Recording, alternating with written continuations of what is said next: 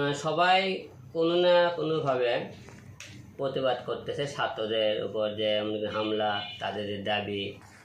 তাই আমি চিন্তা ভাবনা করলাম আমি গানে গানে মানুষের কাছে কিছু প্রতিবাদমূলক কথা বলবো এবং আপনারা আমার গানটা শুনবেন। প্রতিটা গানের লাইন মনে করেন আমার কিছু লেখা আর একজন কিছু গান লেখা ছিল, দুইজন মিলে গানটা আমরা এক জায়গায় থেকে কম্পোজ করে পড়া আর কি।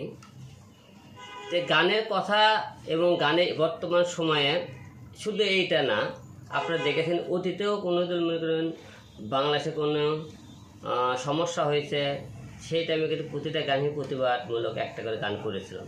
এবার তো আমার মনে হয় না আমি পৃথিবীতে জন্ম হওয়ার পরে যে আমরা ৭১-এর যুদ্ধের কথা শুনেছিলাম, যুদ্ধ দেখিনি, এয়ারে সেরকম একটা যুদ্ধ দেখলাম।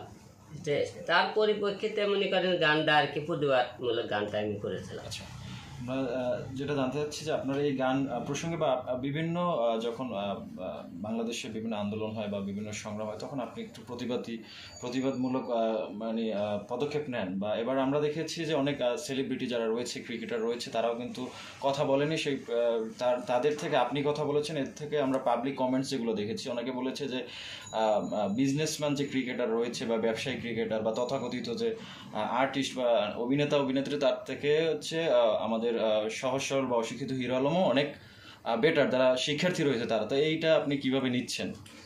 দেখুন, আপনি যে সমস্ত খেলোয়াড় বলেন, ক্রিকেটার বলেন, ব্যবসায়িক বলেন, তারা কিন্তু একটা দলের সাথে জড়িত। তারা কেউ না কেউ কোনো দলে আছে, কোনো একটা রাজনীতিতে জড়িত আছে। তারা হয়তো সেই হিসেবে দলকে ভালোবাসাতে কোনো কথা বলেনি। আবার ব্যক্তিগত দল আপনি একজন মনে করেন যে আমি একজন সাধারণ পাবলিক হিসেবে বের হয়ে আছে, এই মুহূর্তে আপনি সবাইকে মনে করেন আমরা দেশে জ্বালাও পোড়াও চাই না, আমরা শান্তি চাই। শান্তি শৃঙ্খলাভাবে আপনারা কথা বলে মাঠে আসে নামলেন, তাহলে এতটা কিন্তু হতো না। কারণ দেখেন, যে ক্রিকেটার বলেন, যে ব্যবসায়ী বলেন, তারও কিন্তু একটা করে সন্তান আছে ধরে, সেই সন্তানে কিন্তু আজকে রাজপথে।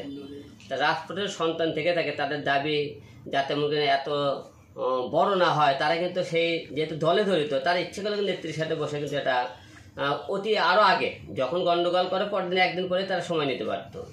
সেই কিন্তু আলোচনায় একটু বসলোই, দেশে একটু শান্ত হয়েছে।